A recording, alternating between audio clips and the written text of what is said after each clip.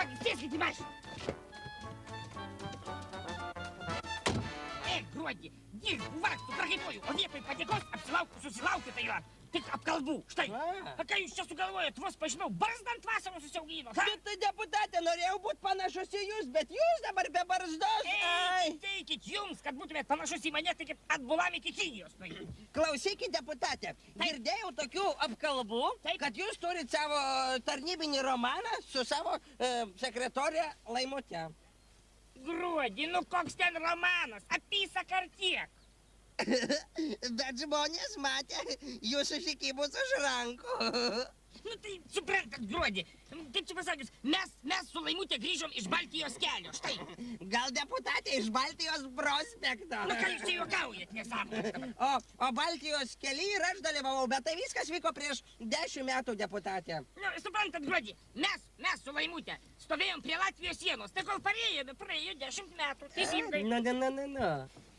O deputatė, žmonės kalba, kad jūs pietaujate su ją kavinėse. Nu koks ten pietaujate kavinėse, nu vieną kartą per dieną pavalgom. O dar girdėjau, kad jai nupirkot gražius kailinius. Koks ten grožis, viena kaina ir tie, Gruodį, viena kaina, va Petrauskienė, mūsų buhalterė, perpus pigesnius ir perpus gražesnius nusipirko.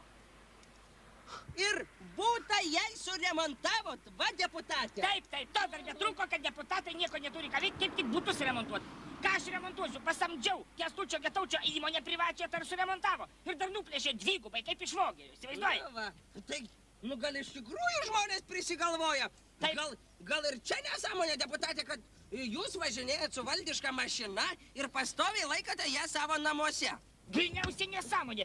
Kaip ta mašina gali stovėti mano kieme, jeigu jinai kiekvieną naktį stovi po Laimutės langą? Žino deputatė šitą dainą.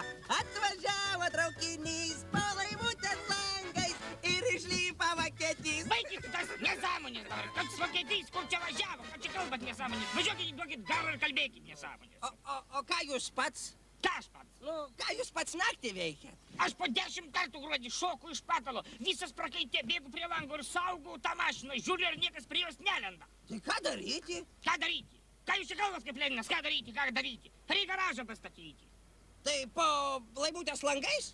Tai kur jūs siūlot man tą garažą statyti? Antram aukšte jis gi neinkilas, neužkelsi. Nu, nežinau, bet deputatė žmonės vėl kalbės. Ką jie kalbės? Nu, kalbės, kad Laimutė jūsų meilužė, kad jūs jai ruošiatės garažą statyti. Tai ką jūs siūlote man jai statyti, ja? O siūlau, deputatė, jai nieko nebestatyti, nei Laimutė nestatyti, nei po langais to garažo. Grįžkite į namus ir pašeima ir viskas susitvarkės, kaip buvę.